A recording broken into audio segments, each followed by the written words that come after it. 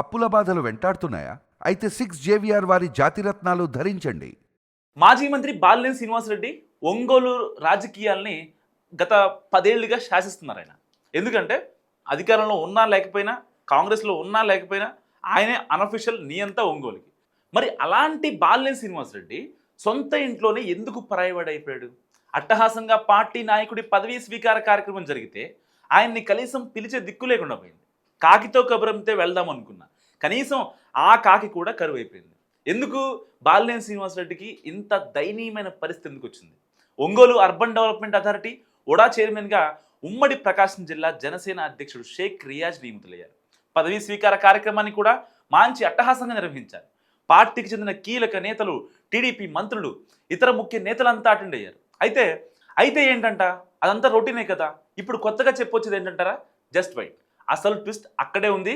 Vada chairman ప్రమాణ స్వీకార కార్యక్రమానికి అంతా హాజరయ్యారు. కానీ అదే జనసేనలో ఉన్న కీలక నాయకుడు, ఒంగోలుని ఇప్పటిదాకా శాసించిన నేత, మాజీ మంత్రి బాలినేని శ్రీనివాసరెడ్డికి కనీసం కాకితో కూడా కబురు పెట్టలేదన్న వ్యవహారం పొలిటికల్గా ఇప్పుడు కలకలం రేపుతోంది. అంతేకాక రియాజ్కు శుభాకాంక్షలు చెబుతూ పెట్టిన ఫ్లెక్సీల్లో కూడా ఎక్కడా బాలినేని ఫోటో కనీసం చిన్నది కూడా వేయకపోవడం చర్చనీయాంశమైంది.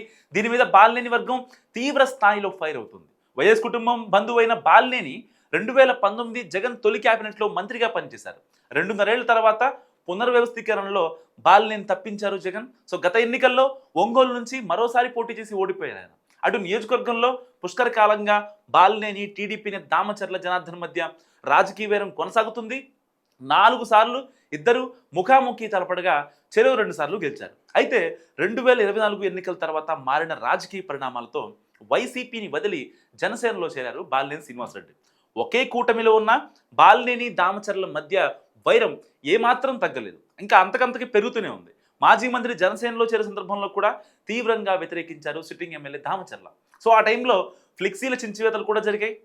కూటమి అన్నాక కొన్ని సర్దుబాట్లు తప్పనిసరని స్వయంగా పవన్ కళ్యాణ్ ఇదే జిల్లాలో చెప్పాక కూడా మాజీ మంత్రి అనుచరులు పెట్టిన హరిహర వీరమల్లు సినిమా ఫ్లెక్సీలను తొలగించడం హాట్ టాపిక్ అయింది అప్పట్లో.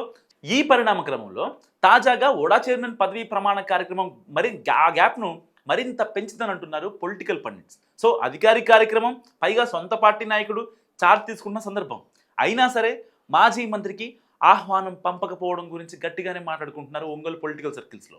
ఇన్నాళ్ళు టీడీపీ వర్సెస్ జనసేన అన్నట్టుగా ఉన్న వార్ ఇప్పుడు జనసేన వర్సెస్ జనసేనగా మారిపోయింది.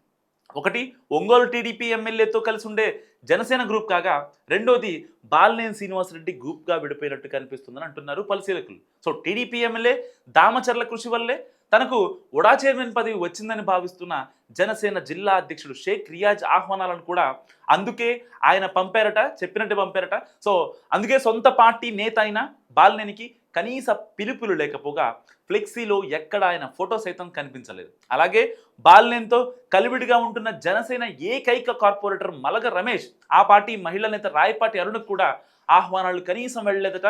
సో ఒంగోలులో భారీ కార్యక్రమాన్ని నిర్వహించిన జనసేనలో ఓ వర్గం అంటూ తమను పక్కన పెట్టడంపై వాళ్ళు కూడా గట్టిగానే ఫైర్ అవుతున్నట్టు తెలుస్తుంది. సో మరోవైపు అదే సభలో మాట్లాడిన టీడీపీ ఎమ్మెల్యే దామచర్ల జనార్దన్ బాలినేని మరోసారి టార్గెట్ చేసి మాట్లాడటం కూడా ఇప్పుడు వివాదాస్పదం అవుతుంది. ఎన్నికల తర్వాత జనసేనలోకి వచ్చిన వారికి అంత ప్రాధాన్యత ఇవ్వాల్సిన అవసరం లేదన్నట్టుగా మాట్లాడారు. సో దామచర్ల ఇలా మాట్లాడడం కూడా ఒక రకంగా వైరం మరింత పెంచుతుందని చెప్పుకోవచ్చు. సో వేరే పార్టీ నుంచి వచ్చిన వ్యక్తులు కుల రాజకీయాలను ప్రోత్సహిస్తున్నారని మాట్లాడటంపై కూడా చర్చించుకుంటున్నారట ఒంగోలులో. సో ఈ క్రమంలో ఒంగోలు పరిణామాలను పవన్ కళ్యాణ్ దృష్టికి తీసుకువెళ్లాలని భావిస్తున్నారు జనసేన నేతలు. ఇది మరి పార్టీలో కూడా వర్గపోరుకు దారితీస్తుందని, తీవ్రంగా డ్యామేజ్ జరుగుతుందని భావిస్తుంది ఒంగోలులో జనసేన ఒక వర్గం. అటు బాలినేని కూడా సెప్టెంబర్ మొదటి వారంలో పవన్ కళ్యాణ్తో పాటు సీఎం చంద్రబాబును కూడా కలిసే అవకాశం ఉందంటున్నారు. మొత్తంగా దీన్ని చూస్తుంటే ఒంగోలు కూటమిలో రచ్చ రంబోలా అయ్యేట్టే ఉంది. మరి దామచర్లకి ఇంకా బాలినేని శ్రీనివాసరెడ్డికి సయ్యద్దు కుదురుతుందా? మరి కూటమి పెద్దలు ఏం చేస్తారు? మీరేమనుకుంటున్నారో కామెంట్ రూపంలో చెప్పండి.